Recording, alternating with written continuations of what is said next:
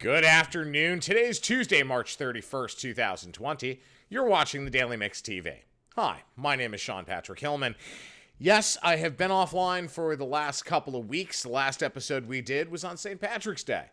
Now, we've specifically not been doing episodes because I didn't want us to become, yet another outlet of bad news and hearing, more depressing stories and things like that. And frankly, there hasn't been a lot of news with respect to marketing and business outside of furloughs and closures related to COVID-19. So we're going to see how the next couple of days go and then make a decision as to how many times a week we're going to do the Daily Mix TV during this pandemic.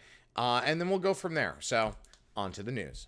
Chips Ahoy cookies are about to get a whole lot sweeter by partnering with Reese's and Hershey's on two new cookie mashups. Chips Ahoy made with chunks of Hershey's milk chocolate and Chips Ahoy made with Reese's Pieces candies. In addition to the two new launches, the brand is also bringing back its pitch character. It's a spokes cookie named Chip. The animated optimist will appear in TV and digital advertising to help spread the word about the new cookies after disappearing for about 6 years. For Chips Ahoy to bring back their spokes cookie Chip is a very smart move in the face of situations like the disaster we saw around the Super Bowl with Mr. Peanut being laid to rest and the birth, which was just absolutely ridiculous, the birth of Baby Nut, which was basically a ripoff from the Star Wars Mandalorian of Baby Yoda. So the same agency just killed off another iconic character. I don't understand what's going on with them and why they are making this mistake, but understand there will be repercussions from the decisions that the brand team made to knock off two iconic characters. Now back to Chips Ahoy. For them to buck the trend and bring back their spokes cookie is a very smart move. So I'm excited to see what the creative is going to look like on this. The Chips Ahoy made with mini Reese's Pieces merges together the crunch of the cookie with peanut butter, while the Chips Ahoy made with Hershey's milk chocolate adds a milk chocolate taste to the cookie. Now, Chips Ahoy made with Hershey's milk chocolate and the one with mini Reese's retails for about $2.95 each at retailers nationwide. So, I know that this is sort of a strange story, but at the end of the day, when you look at what's going on in consumer packaged goods right now, especially with flavor trends, this makes all the sense in the world because you're taking, the amount of iconic names involved in this story alone. Think about this. Chips Ahoy, which is a Nabisco brand, okay? Then you've got Reese's and Hershey's, which is owned by Hershey's. So you've got two behemoths marrying in a test to see how things work. And this isn't the first time Hershey's has partnered up with another company in order to push out products. So for Hershey's, it makes a lot of sense. I don't ever recall Chips Ahoy or any of the Nabisco brands actually doing programming like this.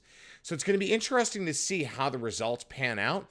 I'm excited to taste it. I am so happy to see this story and can't wait to see the results. Now, that's the only brand story I have today, guys. I'm sorry. It's like I said, it's been a very quiet couple of weeks. And all of that centered around COVID-19. So let's get into that story. I know it's been a hard week or two. Between the uncertainty of this virus's spread to not knowing when we're going to resume some semblance of normalcy, people are really on edge right now. Well, actually, you have two different folks. You've got the people who are on edge, and then you've got the dumbasses who continue to ignore the stay-at-home order or shelter-in-place or this notion of, social distance. So the best example I can give you is yesterday in the city of New York. President Trump had sent up the naval hospital ship, the USNS Comfort, has 1,000 beds, 12 operating rooms. That arrived in New York Harbor yesterday. And I could hear outside my door here in Hudson Yards on the edge of Hell's Kitchen, I could hear people who also had their windows open clapping and cheering that this hospital ship was coming to New York. But when you look on TV, you see the thousands of idiots who are standing in New York Harbor like a bunch of morons, hugging, high-fiving, the whole thing. You sit there and you're like, hey, dumbass, stay the fuck home. What don't you understand? All these people are doing is spreading this virus and delaying our recovery time, which really is going to end up hurting us a lot more than the initial virus itself. And for that to be the case is really disgusting. Now, let's take a step back off of this for 1 second, but still keeping in the same vein. Mayor Bill de Blasio, the mayor of the city of New York, who has screwed this up from day one in terms of New York City's response, he finally got a pair of testicles and said, New York City residents who don't follow social distancing policies may be subjected to a fine between $250 and $500. Okay. So those who flagrantly ignore advice from police officers to move on and continue to violate policies will be fined. He said that on Sunday night. I don't actually believe he has the testicular fortitude to pull it off. Here's why. At every twist and turn throughout this entire pandemic issue in New York, all he has done is micromanaged and mismanaged the process. And that's not my opinion. That's the opinion of people who work for him, which was in the Post, it was in the Daily News, it was in the New York Times, it was on NBC. So clearly we have a mayor who couldn't manage his way out of a paper bag, who basically is telling us what to do, and he can't even get it done himself. So remember, the schools were closed because Governor Cuomo threatened the mayor.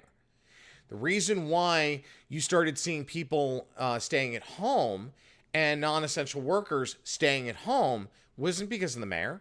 It was because of the governor. The reason why the schools closed, again, the governor. It's unbelievable to see how much this guy has mismanaged the city during a key period that was needed for people to come together.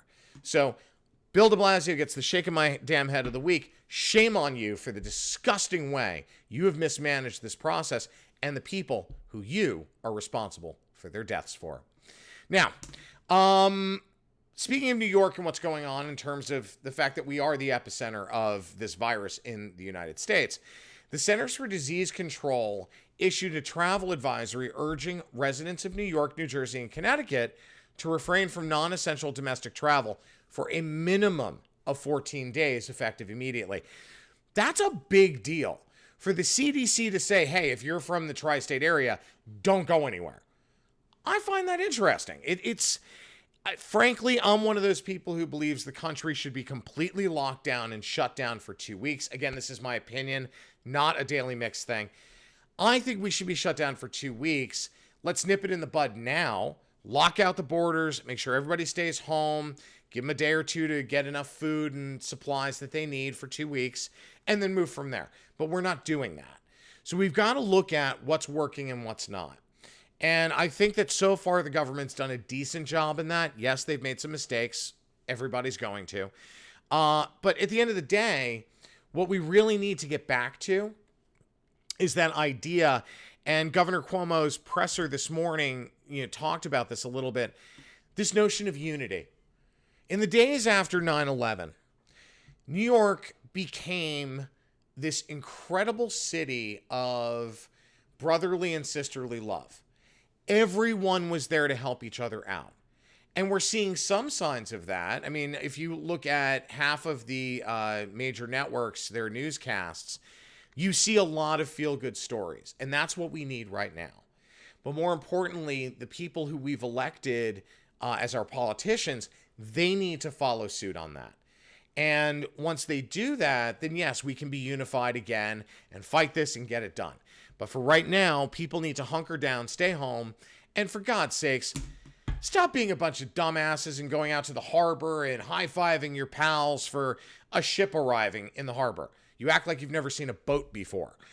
On top of that, you've got these dumb fucks who are going out to church. Now, I'm a practicing Catholic. You couldn't pay me to go to church right now. That's why the Archdiocese has canceled all masses. But you got a mega church in Florida that still put on a program, and there were thousands of people involved. And they were all in the same confined space. Even their choir which has 60 people in it, they showed up for practice. Half of them are already infected. They even admitted it. So for people to sort of shirk their responsibility in thinking about their fellow citizens is disgusting. Folks, stay the fuck home. This needs to stop. Other updates across the country. The U.S. has surged past China and Italy with over 140,000 confirmed cases. Seattle, this is cool. Seattle may be seeing proof that social distancing is actually working. Remember, Seattle was the first place that was hit in the United States by COVID-19. They're reporting a drop in deaths. So if your death count is going down, your infection rate is going up, but your death count's going down, that suggests what you're doing is working, okay? Remember, and this has been said ad nauseum, the more we test, the more positives we're going to find. So the positive count number is a little misleading. Also, we're going to get into this in a second. It's also a little delayed. So we'll talk about that in a moment. As of yesterday, New York City alone has over 38,000 cases with over 900 deaths, according to City Hall.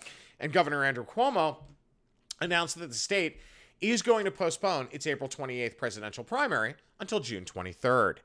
The first recorded death of an infant younger than 12 months from COVID-19 was reported in Chicago. Rhode Island issued a stay-at-home order until April 13th, while also enforcing restrictions on New Yorkers entering the state. And then President Trump extended the CDC guidelines protocol until April 30th. Governor Andrew Cuomo extended the stay-at-home initiative, what they call Pause New York, for another 2 weeks until April 15th. So you have a lot of developments happening in a very short period of time. This virus is taking on a life of its own. Now, according to the CDC and the World Health Organization, there are 8 different strains of this virus around the world. They are tackling the base strain to try and get a vaccine out, and they're also, the FDA is accelerating the timeline and getting rid of some of the red tape in order to get drug testing done for a vaccine sooner than projected. Onto the business side of this, and this is where things get a little scary. Big retailers have announced that they will furlough hundreds of thousands of employees as the coronavirus pandemic continues to slam business activity. Macy's, which employs about 125,000 people, said it's going to furlough the majority of their workforce. Other retailers following suit include Gap, which announced that it will furlough a majority of its employees. Neiman Marcus will furlough most of its 14,000 employees from April 5th until April 30th. Designer Shoe Warehouse, or DSW, furloughed 80% of its employees this past weekend. Kohl's will furlough 85,000 of its 120,000 employees at stores and distribution centers, while Rent The Runway chose to lay off rather than furlough its entire in-store workforce.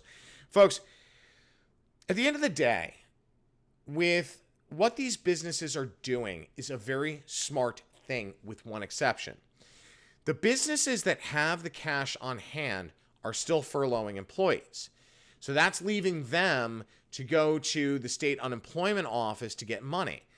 That is going to drive up serious problems on the state level, and the Fed and the state is not doing anything about it. That is a really big problem. With a $2 trillion measure approved by the House, the Senate, and the President, you've got relief on its way. But the question is it enough in light of what I just said with respect to the hundreds of thousands of people who are now out of work? Only time will tell. Now, many of you know I'm a big fan of Elvis Duran and The Morning Show. I've known Elvis for a very long time, as well as most of his crew, most of the talent on the show. As a matter of fact, Elvis also sits on the board of Rock and Rawhide, the charity that Kylie and I created, my wife Kylie, and I created to help increase the level of adoptions of dogs and cats in shelters and rescues. Now, I listen every morning, have for decades. On today's show, though, it's very interesting. One of the talent members, his name is Froggy.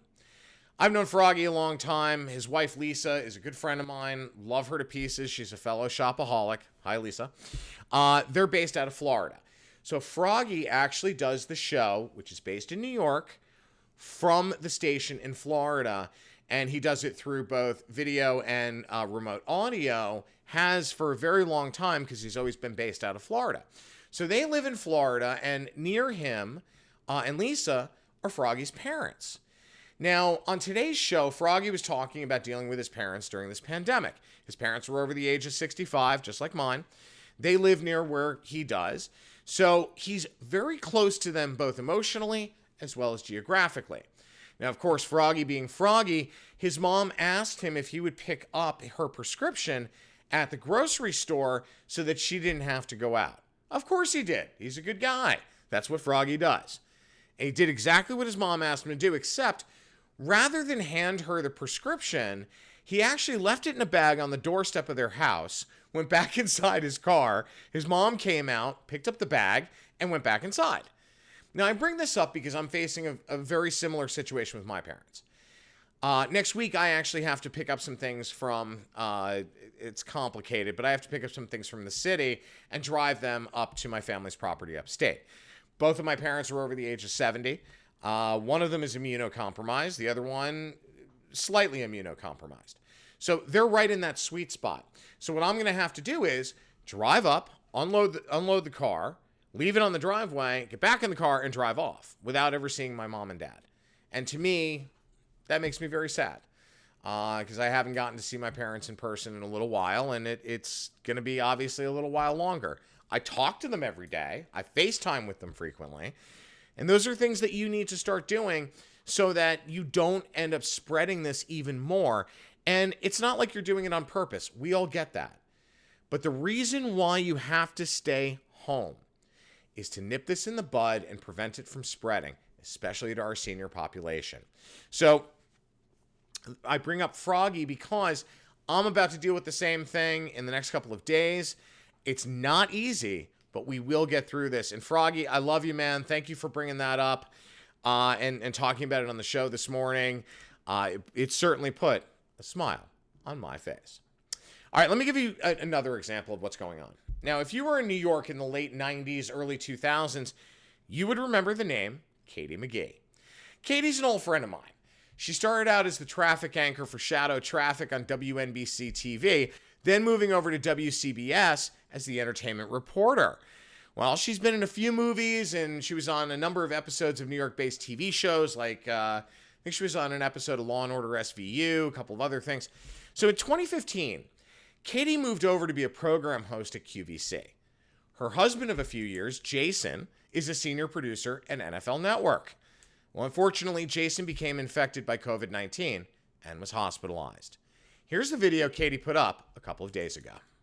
So I've been in the hospital for the past 3 days with coronavirus and also pneumonia, which they're seeing a lot of in coronavirus patients. The good news is I get to go home today. My breathing problems have dramatically slowed down, almost all the way gone away. My fever has gone away, so I'm doing better. I get to go home. That's the good news. First started feeling sick last Wednesday with a high fever. Rest of the symptoms kicked in on Friday. Trouble breathing, coughing. Got tested Friday. Still don't have the results. So whatever numbers you're seeing are nowhere close to accurate. I was told I would have the results Tuesday or Wednesday. It's now end of the day, Thursday. Still don't have them, so it's been 7 full days. So I'm not even part of the statistics yet. So yeah, the numbers you're seeing, not accurate. So I've been to the hospital now for 3 days. Doctors and nurses here, Riddle Hospital, not far from where we live in Newtown Square, Pennsylvania. They've done a very good job taking care of me, the doctors and nurses. I've had oxygen coming in up my nose, coming out of the wall, basically since I got here, and it's made a huge difference. Also, you can see I've been getting medicine via an IV over there in the corner. So all that stuff has made a big difference. Probably still have weeks, if not a month or two, until I'm feeling 100% healthy. But at least I don't need to be in the hospital anymore. Katie did a great job taking care of me. She kind of beat herself up taking care of me before I came in. She's on her way to the hospital to get me now. Still have to kind of keep our distance at home, but it's better than being in the hospital. So again, just wanted to let everybody know I'm okay. A lot of people do know. I've gotten a lot of calls and texts. So thank you for all that. Hope to be feeling better soon. And again, don't pay attention to those numbers, or pay attention to them and know that they're much worse than what you're actually seeing. And also, please wash your hands, social distancing, stay home if you don't have to go anywhere.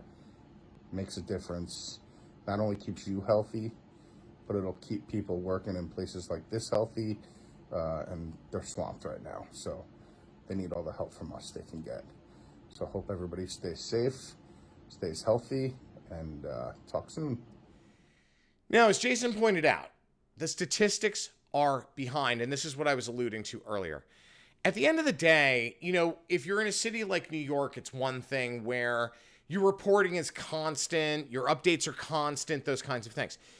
If you live in a rural area or a suburban area, those statistics are going to be delayed because it's a matter of, you know, it took days for his test results to come back.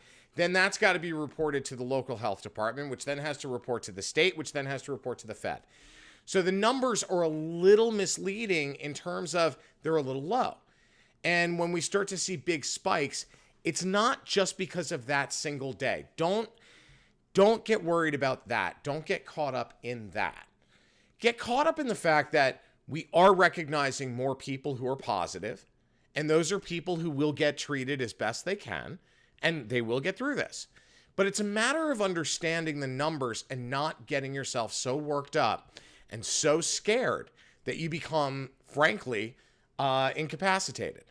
So thinking about what Jason said, it's going to take a few days for them to catch up on all the numbers across the country, guys. Now, I've known Katie a long time. When I launched Ronnie art career at a gallery in Soho, Katie actually helped to cover it for WNBC. So, Katie, I hope you're staying safe, my friend, and that Jason's on the mend. Thank you for letting me use the video. I love you guys. Catch up with you soon. Now, last story for the day. As many of you know, I write a column for Pet Lifestyles Magazine, which is a quarterly publication. I do this on behalf of Rock 'em Rawhide, as Pet Lifestyles Magazine is our official media partner. The publisher, Bill Mason, who's a friend of mine, asked me to write a monthly column for Pet Lifestyles' sister glossy, New York Lifestyles Magazine. Well, as you can see on the screen, my first column appears in the April issue, and it's called Where Have All the Cowboys Gone? It's basically about how you can always count on native New Yorkers. I am a third-generation Manhattan born and bred. So we are a very rare species, unfortunately. Most native New Yorkers end up actually leaving and moving out. Now, the philosophy of a native New Yorker is take care of your neighborhood, and your neighborhood will take care of you. It is one that not too many believe in anymore. My point in all of this is we need to get back to basics as a city, and remember it is our city, not those who we elect into office. Politicians be damned.